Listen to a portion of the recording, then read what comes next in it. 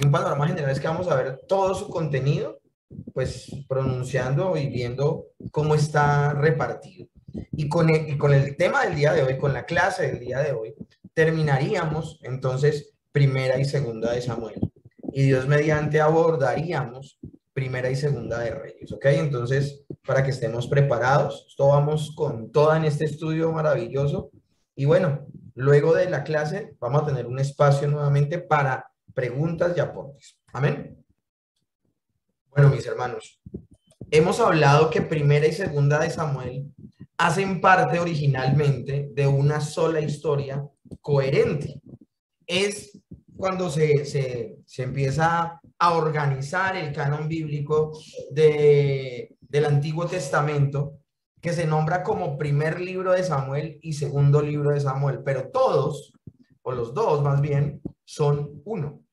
Y vamos, pues lo que hemos visto en esta materia que se puede llamar Samuel, hemos visto cómo este libro de Samuel, primera y segunda, entra a tener una razón de ser dentro de la cronología de la Biblia. Hemos hablado también de que estos dos libros hablan de tres personajes en particular: Samuel, Saúl y David. Y hemos visto cómo el libro de Samuel o los libros de Samuel son la transición entre un desorden, un caos terrible que quedó del tiempo de los jueces a un tiempo de orden donde se va a establecer la monarquía y donde vamos a ver la figura o el oficio de rey que apuntaba precisamente al Señor Jesucristo. Eso es lo que hemos hablado en términos generales. Comenzamos diciendo en el capítulo 1 y el capítulo 2, el capítulo 3, donde se habla de los inicios, el nacimiento y los inicios del profeta Samuel. Hablábamos cómo luego de que su madre hace una oración, le pide al Señor tener un hijo y ella lo consagra al Señor. Luego vemos cómo, luego de que nace Samuel, y ella evidentemente en su alegría eleva una voz y canta un poema, vemos cómo ese poema articula maravillosamente todo de lo que se va a tratar el libro de Samuel, primera y segunda de Samuel. Y esto lo tengo que nombrar el día de hoy, porque esa va a ser nuestra gran conclusión. Vamos a ver que en el cierre, la conclusión del segundo libro de Samuel apunta precisamente a este poema, a este himno, a este cántico. Cántico que exalta el hecho de que Dios se opone al orgulloso y exalta al humilde, que a pesar del desastre y la maldad humana, Dios está cumpliendo su propósito en el tiempo. Y también esa canción, ese cántico, ese himno, ese poema, menciona que un día Dios levantará un rey ungido para su pueblo. Con eso podemos resumir. Este cántico resumía todo lo que iba a hablar el libro de primera y segunda de Samuel.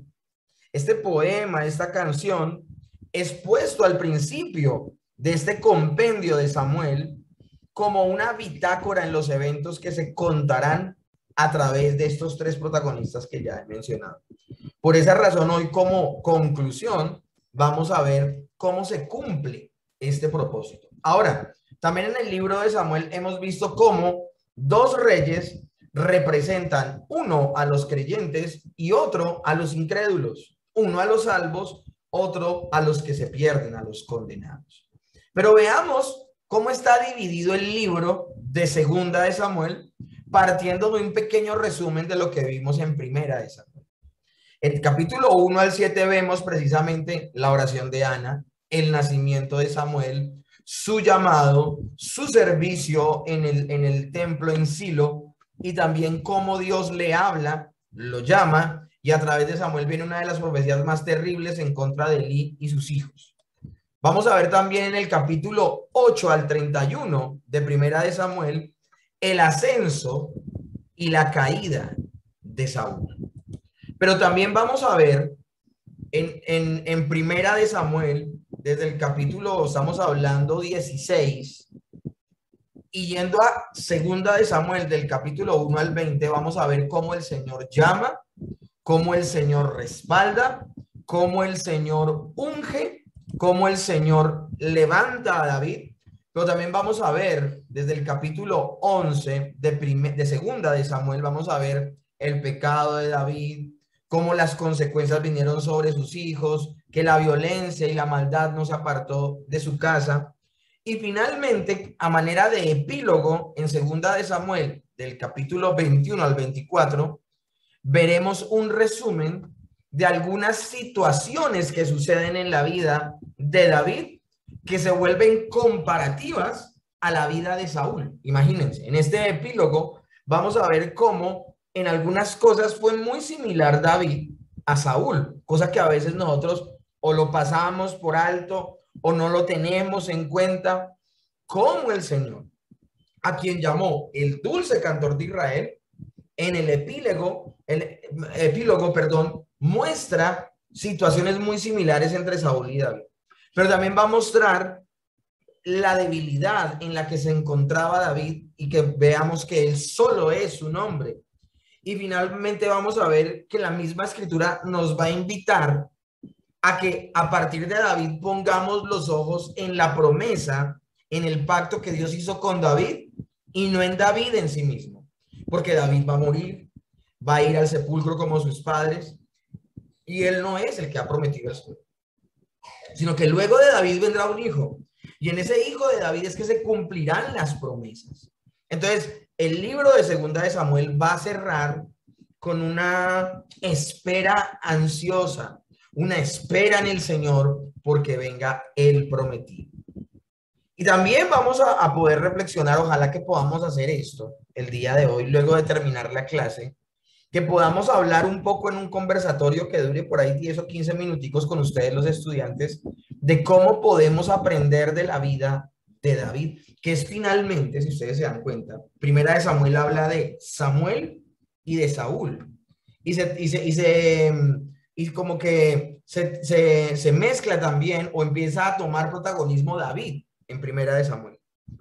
Pero Segunda de Samuel comienza, como lo vamos a ver a continuación, con la muerte de Saúl y con la muerte de Jonatán. Y muy poco tiempo después también vamos a ver la muerte del mismo Samuel. Entonces, quien queda como protagonista en Segunda de Samuel es David. Y vamos a aprender de él muchas cosas el día de hoy. Hablemos del capítulo 1 de Segunda de Samuel. Segunda de Samuel comienza precisamente con David enterándose de la muerte de Saúl, la que vemos el registro y vemos de lo que se cuenta aún en Primera de Samuel. Y vemos la expresión pública de David por la muerte de Saúl y Jonatán, que quedó consignada en un poema. El Cántico del Arco se llama este poema. En este cántico David inicia y termina con la misma frase: ¿cómo han caído los valientes? Y eso lo vamos a ver desde el verso 19 hasta el 37, hasta el 27, perdón, en el capítulo 1. Pero yo quiero que meditemos en algo, mis hermanos. Quiero que meditemos en eso de que David es el hombre conforme al corazón de Dios. ¿Cómo actúa normalmente una persona con respecto a sus enemigos? Y hablo de enemigos, mis hermanos, porque es que Saúl, los últimos 13 años de vida suya, de la vida de Saúl antes de morir, durante esos 13 años solo respiró amenazas y muerte en contra de David. 2 veces lo quiso clavar con una lanza a la pared. Lo hizo perseguir por los hombres más valientes del reino. Quiso aún buscar su muerte al ponerle retos muy grandes y que sus enemigos fueran los que se deshicieran de David. Él no quería ser el suegro de David al ofrecerle a Mical su hija. Cuando le pone la tarea en Primera de Samuel de que le traiga 100 prepucios por la mano de su hija, David no solo le trae 100, sino le trae 200. Pero lo que quiere Saúl realmente es que los filisteos le maten a David. Pero David era tan valiente y Dios estaba respaldándolo tanto que toda batalla que él emprendía la ganaba. No se registra ni una vez que David haya perdido una batalla. Pero paradójicamente este hombre que le trajo tantas victorias al pueblo, a la nación de Israel, lamentablemente el rey de Israel lo odiaba y se constituyó en su enemigo y lo persiguió. Por mucho tiempo David tuvo que estar huyendo y aún vivir en cuevas. Y esto es terrible. Quien ha muerto en el último capítulo de Primera de Samuel La noticia que le han traído a David es terrible, es lo que vemos en los primeros capítulos de Segunda de Samuel. Y él, en lugar de alegrarse, porque ¿qué implica que Saúl muera? Implica que David ya puede ser puesto, o sea, oficialmente, porque ya fue ungido como rey desde que tenía 17 años. Pero ahora oficialmente él puede tomar el lugar. Ahora, es que Samuel no solo murió, Saúl no solo murió, no murió solo, sino que Saúl murió con sus hijos y sobre todo con Jonatán, que era el que heredaría la corona. Y por un lado el Señor ha ungido a David como rey y por otro lado toda la dinastía de Saúl ha desaparecido. Ahora, en el mismo libro nos vamos a dar cuenta más adelante que le sobrevivió un hijo. Y vamos a ver también el tratamiento maravilloso que le da David a ese hijo. Un rey, cuando se posesionaba, y esto lo vamos a ver, este fenómeno lo vamos a ver mucho cuando estudiemos Primera y Segunda de Reyes. En Primera y Segunda de Reyes vamos a ver el fenómeno de que se separan los reinos. El reino del norte, 10 tribus que se van con Jeroboam, y el reino del sur llamado Judá, o reino del sur, que es Judá y la tribu de Benjamín, que se quedan con los descendientes de David. En el reino del norte, conocido como Israel, las 10 tribus que se van con Jeroboam, cuando Jeroboam muere, nos vamos a empezar a dar cuenta que no lo suceden en el trono familiares, sino que van a haber muchas dinastías dentro de ese reino del norte. Y como son sospechas y traiciones, enemistades, cuando llegaba un rey a gobernar usurpando el trono, lo primero que hacía era acabar con todos los hijos de su antecesor. David no solo no acabó en este caso con Mefiboset, sino que tiene de él misericordia y lo llamó a que viviera en la casa real, sino que él no usurpó el trono. La mejor muestra de demostrar que él no usurpó nada, sino que fue Dios el que lo puso allí, fue que David no movió un solo dedo para que Saúl fuera movido como rey. David esperó en el Señor. Y es allí donde vemos que David tiene un corazón conforme al de Dios, porque él no actuó como el resto de los reyes actuaba con sus enemigos. Él fue compasivo porque su Padre Celestial era compasivo. El hecho de llorar, el hecho de entristecerse por la muerte de Saúl y de Jonatán, y aún de llamarlos la caída de los valientes, es muy generoso David al respecto. Y el pueblo se dio cuenta y el pueblo alabó la actitud de David. Ahora, a partir del capítulo 2, y esto va a ir bien avanzado hasta el capítulo 10 por allí, vamos a ver cómo David entra en un periodo de éxito y de bendición como rey. Valga aclarar, según el cronograma que yo les mostré en clases anteriores, yo les decía a ustedes que él es coronado como rey solo de Judá en Jerusalén por 3 años y medio, y luego sí es coronado por rey de toda la nación en general, de las 12 tribus de Israel, y dura como rey otros 37 años, es decir, el reinado de David fue de 40 años. Vamos a ver cómo David toma, desde el capítulo 2 hasta el capítulo 10, vamos a ver cómo David toma la ciudad de Jerusalén. Y Jerusalén estaba en manos de los jebuseos. O sea, Jerusalén era una ciudad pagana. David no solo toma Jerusalén, sino que la renombra o la rebautiza, le da un nuevo nombre y la llama la fortaleza de Sión, la ciudad de David o la casa de Dios, Sión. Eso lo vamos a ver en el Segunda de Samuel, capítulo 5. Pero también vamos a ver cómo el Señor pone en el corazón de David no solo que Jerusalén sea la capital política de toda la nación, sino que también Jerusalén se convierta en la capital religiosa de toda la nación. Toda la nación tendrá que peregrinar a un templo que quiere construir David para la gloria de Dios. Y él, antes de la construcción del templo, antes de tener estas ideas, la primera idea que se le pasa a David por la cabeza es que el arca del pacto debe estar en la casa de Dios, no debe estar fuera de él. Y precisamente traen el arca, ustedes conocen ya toda la historia en torno a eso, no voy a entrar en detalle. Más bien lleguemos al punto en que finalmente el arca de Dios reposa en Jerusalén. Ahora, si David está obedeciendo lo que dice la escritura y la palabra de Dios nos dice que el arca de Dios reposó en Jerusalén y todavía no había templo, entonces, ¿qué trajeron también al templo? Al templo tuvieron que haber traído todo el tabernáculo. A Jerusalén, perdón. Debieron haber traído todo el tabernáculo. Porque no había templo. El templo que había era el templo portátil. Ahora, importante, esto lo vimos en su momento en clase. En clase vimos que el Señor le dijo a Moisés, construyeme un tabernáculo. Pero el Señor no le dijo a David, construyeme una casa. Entonces, démonos cuenta de eso. El deseo de David es hacer una casa fija, de piedra, de ladrillos, o sea, que fuera no temporal, no que fuera móvil, no que se desarmara y se armara, sino que fuera un templo estático. Pero eso es una idea que viene de David. Ahora, David no la va a poder llevar a cabo, sino que él sencillamente va a hacer los planes y va a dejar todo para la ejecución, que finalmente la va a llevar a cabo su hijo Salomón. Pero antes de llegar a eso, porque eso lo vamos a estudiar en Primera de Reyes, lo que vemos es que el arca reposa en Jerusalén. Hay una alegría completa por parte de David, porque Jerusalén no solo se va a convertir en la capital política, sino también en la capital religiosa de toda la nación de Israel. Es allí en el capítulo, eso sucede en el capítulo 6 de Segunda de Samuel. El deseo de traer el arca, los inconvenientes que hubo y finalmente cómo reposa en Jerusalén y cómo todo el pueblo se alegró de que en Jerusalén estuviera no solo el arca, sino la casa de Dios.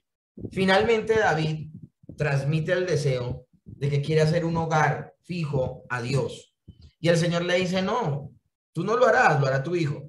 Pero además de eso, tú no me harás casa a mí, yo te haré casa a ti. Y estudiábamos 2 semanas atrás, cuando hablábamos del pacto con David, lo que significaba yo te levantaré casa. Es más, una descendencia temerosa de Dios, de la cual vendría el Mesías.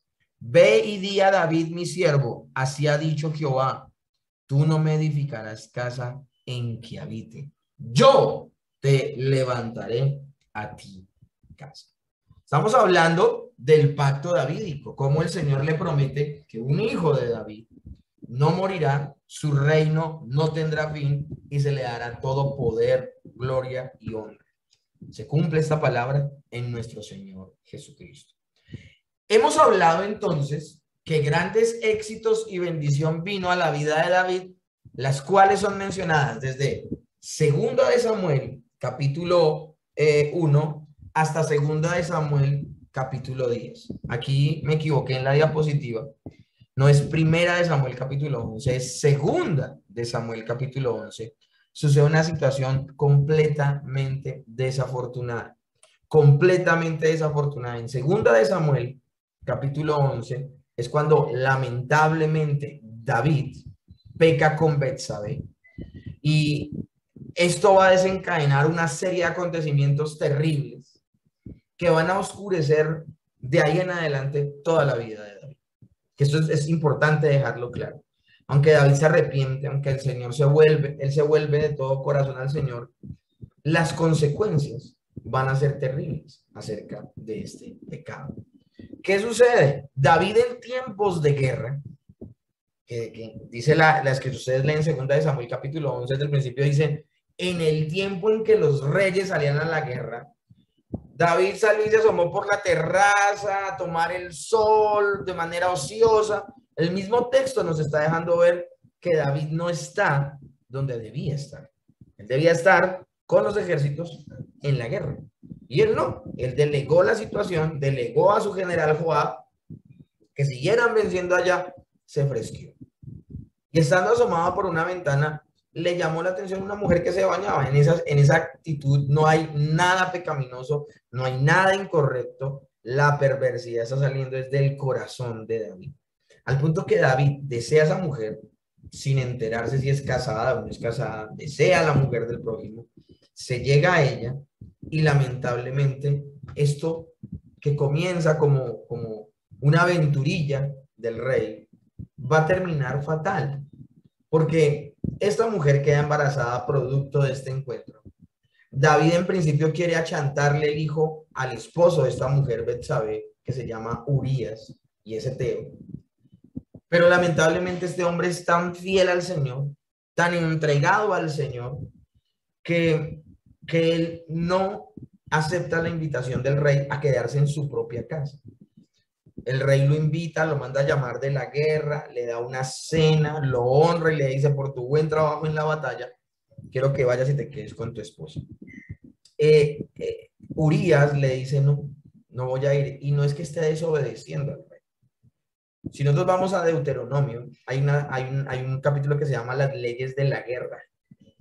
Y la Biblia habla de que el soldado tenía que pasar por un tiempo donde él como que se desconectaba de todo para poder tener su mente en la guerra.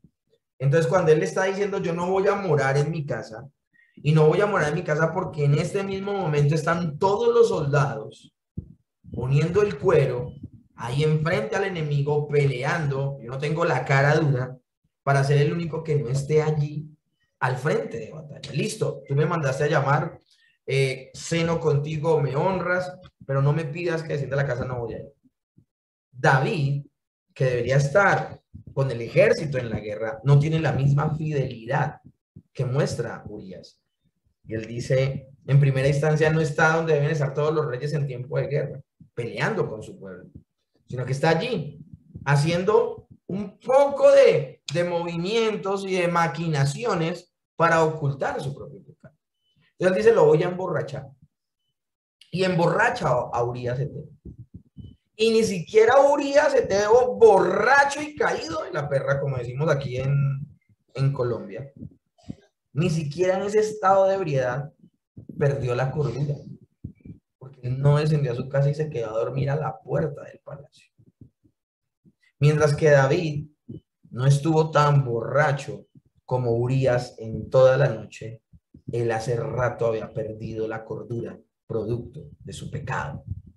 Entonces ahí vemos a un David que sencillamente embriagado de su pecado, embriagado de su maldad, toma una terrible decisión.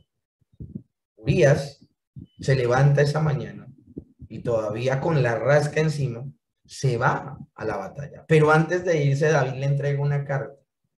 Y en esa carta, que él es tan fiel que ni siquiera la abre, ni siquiera abre para ver qué dice la carta.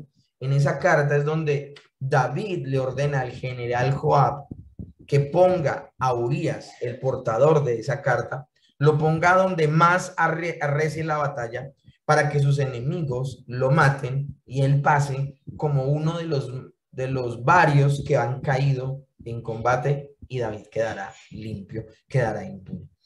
Es tan fiel Urías que Urías se va con ese mensaje, llega donde Joab, el general de los ejércitos del rey, le entrega la carta y de pronto esto no lo dice la escritura, pero yo lo especulo. Tal vez como la noticia era con premura, con afán, él abre la carta delante del mismo Urías y la lee, sabiendo que el que porta la carta es al que le tiene que hacer esto. Y lo tremendo del asunto es que así lo cumple Joab. Lo pone en el lugar donde más está expuesto, en el fragor y donde está más intensa la guerra.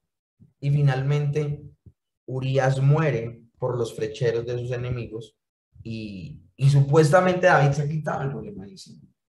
Ahora, David, delante del pueblo, muy generosamente acepta tomar a la viuda, luego de que ella pasó por su luto, tomar a la viuda como su esposa. Toda esta situación se suscita porque, recuerden, ella quedó embarazada y él quería chantarle ese hijo al marido y que no quedara expuesto de que él había sido un adúltero. ¿Por qué todo este afán de esconder esto si él es el rey finalmente? Porque, mis hermanos, la ley de Dios dice que el adúltero debe morir apedreado. David debió haber muerto apedreado. David debió haber muerto apedreado, pero él oculta su pecado, hace de todo, tratando de burlar a Dios. Y mira, se quedó con la mujer, el inocente ha muerto porque este hombre no tenía nada de que ver. y finalmente él ahora tiene esposa y un nuevo hijo por nacer, que a los ojos de todo el pueblo, él va a adoptar generosamente, porque es un hijo supuestamente de Urías, pero la verdad es que es un hijo suyo, producto de ese adulterio.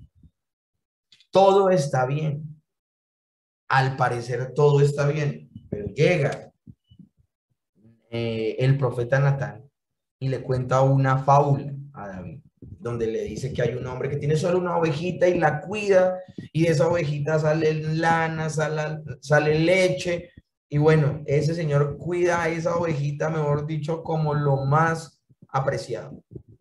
Mientras que su vecino es un hacendado que tiene muchas ovejas, tiene mucho ganado, tiene resto de bestias en los corrales, pero este hombre le llega una visita de lejos y en lugar de tomar de todo lo que tiene, toma la única corderita que tiene este vecino.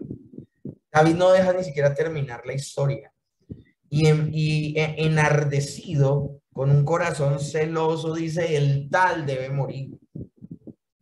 Salí donde apunto cuando les digo a ustedes que la pena de David por haber adulterado con Betsabé era la muerte, era haber sido apedreado.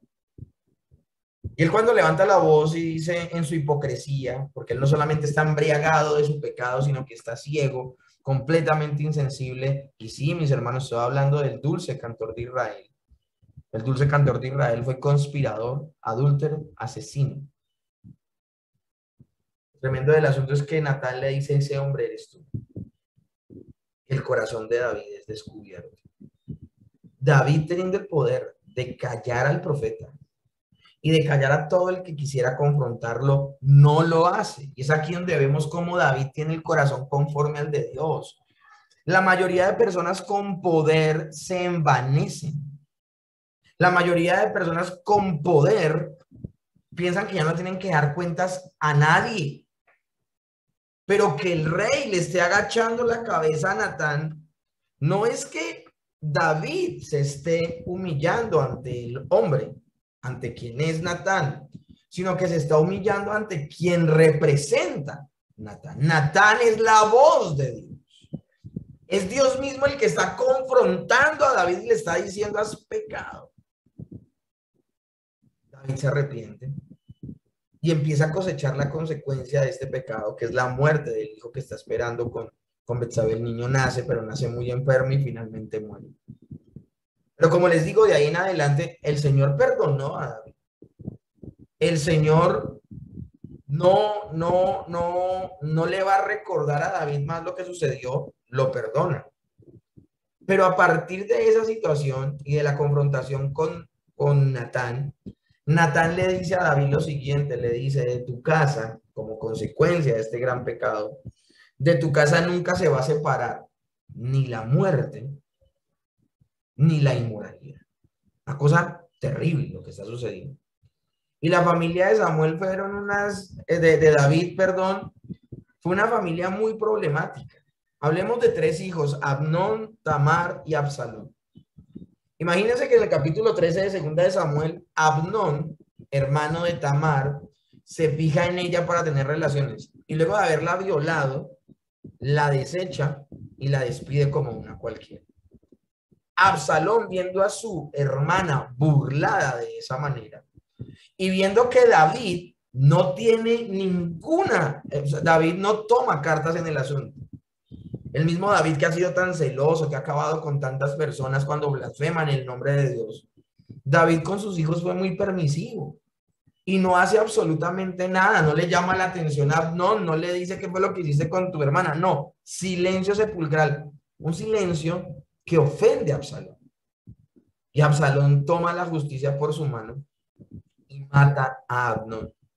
Y desde que mata a Amnón, es un hombre que no es visto con buenos ojos por todo el pueblo, ni por su papá, que por varios años ni siquiera lo fue a visitar, ni siquiera lo fue a ver. Todo este rencor, todo este resentimiento en la vida de Absalón, unido a una sed de poder, lleva a que Absalón tome el reino, se lo usurpe a su papá, estando su papá en vida.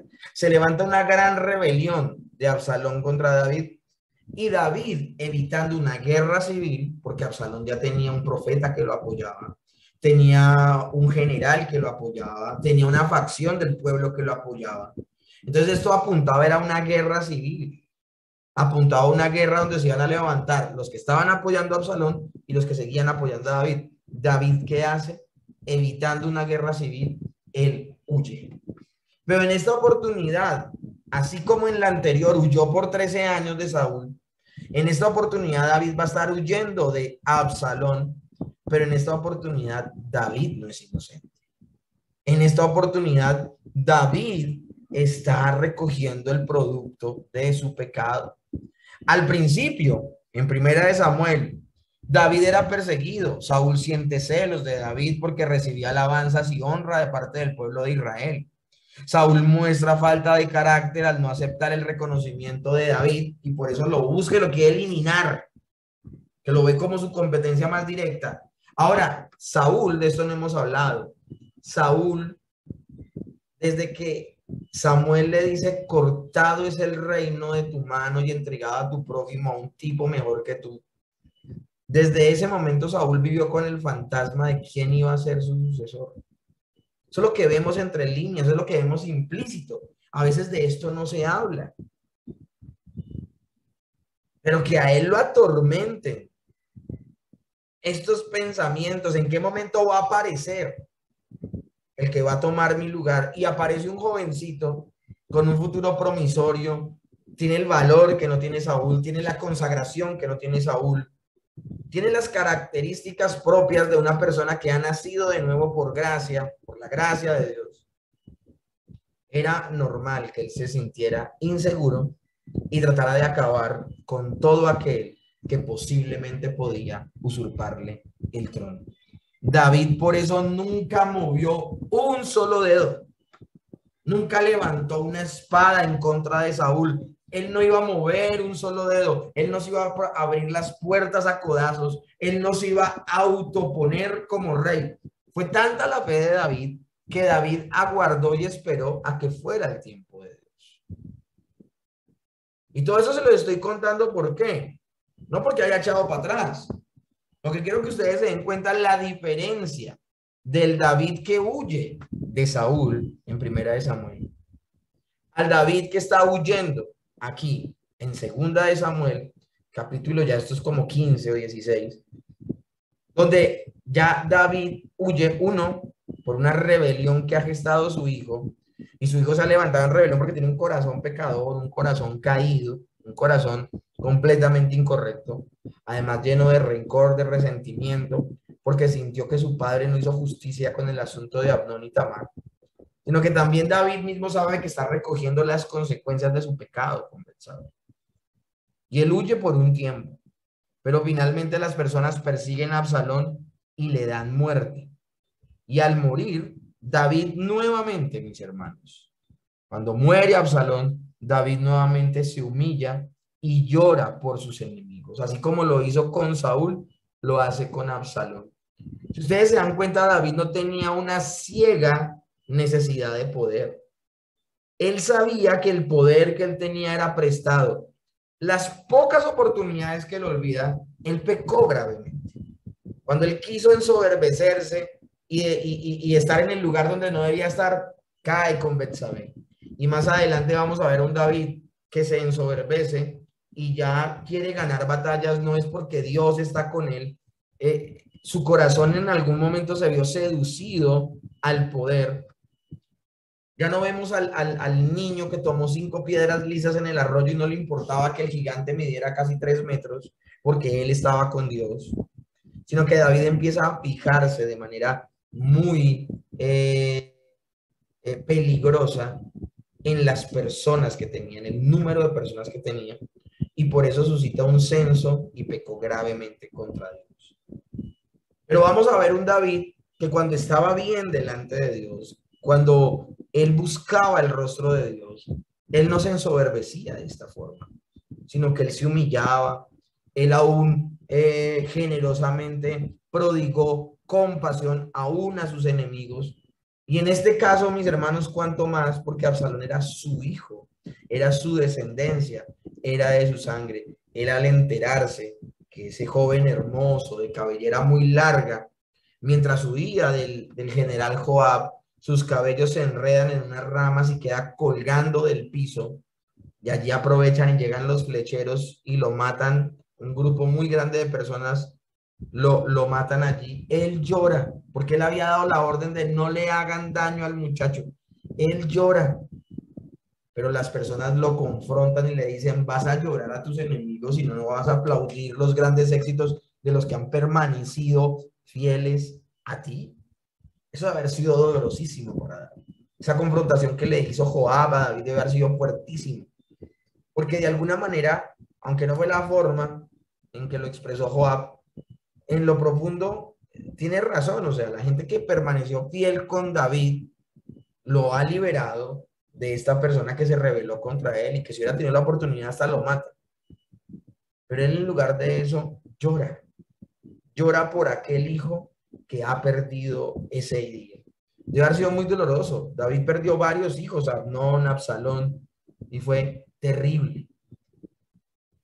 Finalmente, mis hermanos, del capítulo 21 al 24 se va a ver un epílogo. Y en ese epílogo miren este orden tan maravilloso que hay.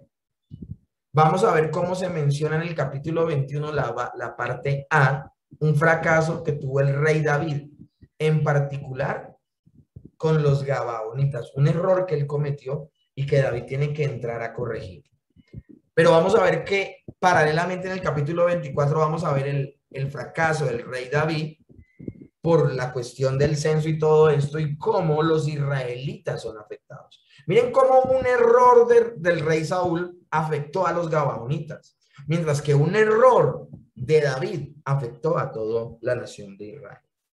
Luego vamos a ver cómo se comparan ahora los valientes de David en dos capítulos, en el capítulo 21b, perdón, y en el capítulo 23 también la parte B. Vamos a ver allí cómo en dos oportunidades David pasó por momentos de mucha debilidad física en contra de los filisteos y cómo fueron sus valientes los que lo cuidaron, los que lo defendieron. Y hasta aquí yo quiero mencionarles algo. Primera de Samuel y aún segunda de Samuel hasta el capítulo 10 muestran a un David que es acertado en sus decisiones, que es temeroso de Dios, que se cuida de tomar las mejores decisiones. Eso es lo que estamos viendo hasta el capítulo 10. Pero luego desde el capítulo 11 al capítulo 24 lo que vamos a ver es un David que cada vez se da más cuenta que él no es el perfecto rey. Comete errores que le afectan a todo el pueblo. Así como los tuvo en su momento Saúl, David también los tuvo. Y ahora estamos viendo que esos valientes aún tienen que salvarle la vida a David en medio de algunas batallas. De eso es lo que habla el capítulo 21 y el capítulo 23. De cómo aún en algunas batallas tienen que salvarle la vida a David, porque David ya está en el ocaso de su vida. Y finalmente en el capítulo 22 y el 23 vamos a ver las memorias de David. Y en esas memorias, David recuerda la gracia de Dios, recuerda la promesa del pacto que le hizo Dios y anuncia, exalta la esperanza de un rey venidero. Esto es re profético, mis hermanos. ¿De quién está hablando David? Está hablando ni más ni menos que de nuestro Señor Jesucristo. Entonces podemos concluir que el libro de Samuel termina como comenzó. Porque miren esta comparación tan maravillosa. Las memorias de David se acuerdan de la gracia de Dios. Vamos a ver la promesa del pacto de Dios con David y la esperanza del rey venidero. Pero yo ya les he mencionado lo que habla el cántico de Ana, que Dios se opone al orgulloso y exalta al humilde. Es decir, las personas no obtienen algo de Dios porque lo compren de Dios, sino que lo bueno que Dios puede dar, lo da como un regalo, lo da por gracia. David está reconociendo que él es rey, no porque mató gigantes, no porque mató leones y lobos, no porque defendió a las ovejas. Él, Dios, lo llamó a ser rey de Israel por su infinita misericordia, por su gracia, porque aunque todo el mundo se olvidó de él, Dios lo tuvo en cuenta. También la canción o el himno, el poema de Ana, nos muestra que a pesar del desastre y la maldad humana, Dios terminará cumpliendo su propósito en el tiempo. Hoy en la tarde le predicaba a un grupo de padres y de niños y les hablaba del propósito que Dios tenía con que el ser humano llenara la tierra. Pero se hablaba de llenar la tierra, no solamente llenarla numéricamente, sino que cada ser humano llevara la gloria de Dios, llevara el temor de Dios a cada rincón del planeta Tierra. Uno diría, con el pecado del hombre, este deseo de Dios se vio frustrado. Mis hermanos, no hay ningún propósito que Dios haya determinado que sea frustrado. Y mis hermanos, cuando lleguemos a la gloria, cuando cada uno de los hijos de Dios sea glorificado, cada uno de esos hijos de Dios, que serán miles de millones de personas salvas por la gracia de Dios, esas miles de personas vivirán en este planeta Tierra y llenarán cada rincón de esta de la gloria de Dios. Dios, a pesar del desastre y la maldad humana, a pesar del pecado del hombre, a pesar del orgullo y la altivez del hombre, Dios va a cumplir sus propósitos. Y lo tremendo del asunto, mis hermanos, porque estamos viendo aquí a un rey desafortunado como Saúl, pero también nos estamos dando cuenta que la escritura no le ocultó los pecados a David. Vemos a un David que varias oportunidades se equivoca y por sus equivocaciones se vio afectada a su familia y se vio afectada a la misma nación de Israel. Pues vamos a quedar a la espera de que vendrá un rey que sí sea perfecto y que sí nos conduzca a la presencia de Dios de manera permanente y para siempre. Por eso el cántico de Ana y también las memorias de David nos mencionan la esperanza del rey venidero. Dios levantará un rey ungido para su pueblo. Entonces lo que estamos viendo, mis hermanos, es que con este bendito libro, el Señor está cumpliendo con sus promesas. Segunda de Samuel hace parte de esta revelación progresiva donde Dios está mostrando que Él gobierna sobre el pueblo como su rey, pero que Él levantará un rey perfecto y ese rey perfecto los llevará a vivir en su presencia de manera permanente y para siempre. De esa forma, mis hermanos, termina el estudio de esta octava materia que es primera y segunda de Samuel. Vamos a orar, mis hermanos. Señor, yo te doy gracias por este tiempo tan maravilloso, por permitirnos meditar en tu bendita palabra y por permitirnos ver en las escrituras a nuestro Señor Jesucristo. Te damos gracias, Señor, porque todas y cada una de tus hermosas y ricas promesas las has cumplido. Tú no eres hombre para mentir, ni hijo de hombre para arrepentirte. Cada uno de los propósitos, cada uno de los decretos que declaraste desde antes de la fundación del mundo se llevarán a cabo. El libro de Samuel ha terminado con esa expectativa a que venga un rey maravilloso. Eso es lo que vemos dentro del libro. Pero nosotros viviendo ya en una revelación completa, en un canon cerrado, podemos darnos cuenta y dar gloria a Dios de que cada una de tus promesas las has cumplido, que ese rey vino, gobernó sobre tu iglesia, sobre tu pueblo, y ahora está con nosotros todos los días hasta el fin del mundo. Nos está preparando morada, Señor, y ya en muy poco tiempo, Señor, cuando estas verdades de tu palabra sean anunciadas a todo el mundo, Él volverá, nos glorificará y viviremos en tu presencia por siempre y para siempre. Señor, gracias por tu palabra. Gracias por permitirnos ver este panorama general, pero en medio de él poder ver a nuestro Señor Jesucristo. Te damos muchas gracias por tu plan de redención, por tu puro afecto de tu voluntad con el cual nos alcanzaste, nos llamaste, nos elegiste. Y ahora, Señor, en este camino temporal, en este mundo caído, nos santificas hasta que vuelvas por segunda vez y ya nos llames a vivir en tu presencia, glorificados, para, Señor, seguir creciendo en tu presencia, en tu amor, en tu misericordia. Te damos muchas gracias en el nombre de Jesús. Amén y amén.